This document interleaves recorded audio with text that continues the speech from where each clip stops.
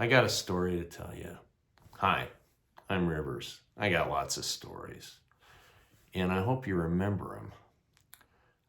This one has a financial stake in it, and I'll tell you about it when we get to it. But I'm not going to tell you right now because I want to keep you listening, because I know that money is a really good motivator for my grandchildren. Okay, so here's the story. We were living at 2580 Yermo Avenue in Sugar House in a cute little brick bungalow. About 900 square feet up, 900 square feet in the basement. There were six of us, the four oldest, and tree-lined streets. It was really cute. And we were sort of running out of room. We knew we'd have to move sometime. Well, Queenie and I made this fateful decision. They were going to have one more kid, okay? And instead of just having our fifth child, we had Eliza, Abby, and Andrew. So basically, we blew the roof off the joint, and we had to move pretty quickly out to Sandy. But this is not a story about Sandy. This is a story about what happened before the triplets were born. Now, there's about a 3.5-year difference between our fourth child, Uncle Winston, and the triplets. And there's lots of stories that could kind of come off of that. But this is one I want to tell about Uncle Winston. He had this look. He had this look, I called it the leprechaun look. These twinkly eyes and this mischievous little grin. And he was a cunning child. He's funny as heck, but you never knew quite what was gonna come out of his mouth. So, painting the scenario for you, Queenie's sicker than a dog. The triplets haven't come yet. She's flat on her back. We have a hospital bed in our bedroom, and it's a tiny bedroom. And all of the four oldest kids, when they'd come home from school, they'd come in and eat graham crackers and all sorts of garbage and watch TV on this little kind of DVR color TV set that was about this big, that was on one of the walls. It was like minuscule. So anyway, my job was to take care of Queenie. And I gotta tell you, I did a really good job, if I must say so myself. I must pat myself on the back. And in the morning, I'd make breakfast. I'd get everybody ready to go to school, except those children that weren't going to school because they were too young. And then our babysitter would come so that I could go work and make some money at Ray, Queenie, and Nebaker. And so I was feeling a little under the gun. Mom was sick, and really couldn't do anything and wasn't supposed to do anything. She was supposed to take it easy and let the triplets grow, and it was a really rugged pregnancy. And I knew that, and I also knew, remember I told you that I had had an answer to prayer that Mom was going to be okay and the triplets were going to be fine. So I wasn't really worried about that, but I was a little worn down.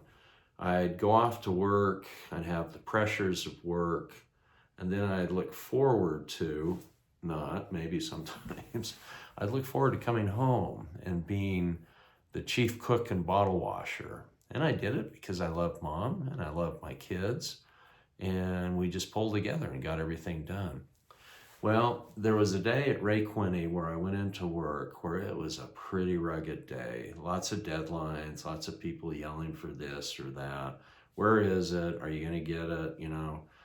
Anyway, it was a really hard day. And so I jump in the car to come home to doing laundry, maybe fixing dinner or eating yet another broccoli and cheese and chicken casserole, which I can't even look at after all of these years. We had so many of them. And I was just feeling kind of worn down. I can be a little dramatic. I'm a bit of a martyr. You've noticed that. So anyway, I pull in the driveway and I'm feeling a little heavy-hearted and just kind of like, now the fun begins. So I get out of the car, pulled into our carport. We didn't even have a garage.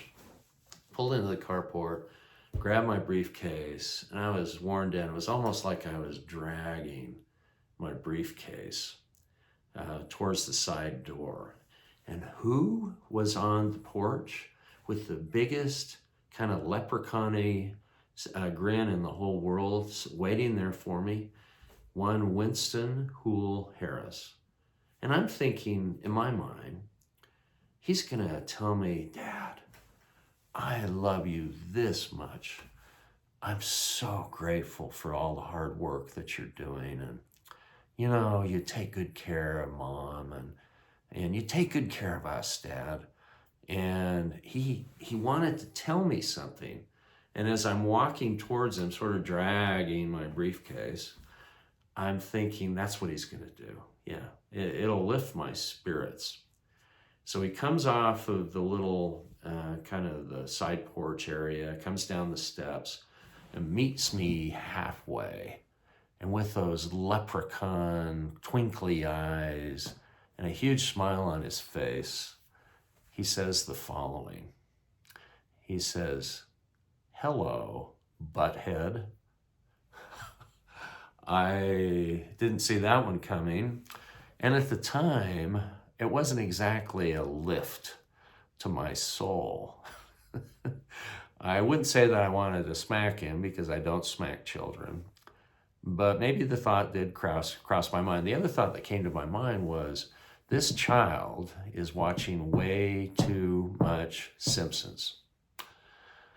So sometimes when you really need somebody to lift you up in life, you don't get lifted up. And sometimes people say some funny stuff. I mean, that was pretty funny, and I laugh about it now, but at the time I just thought, you little jerk. But I survived, and I think about this story a lot, and I can just see his little twinkly leprechaun eyes and being called a butthead.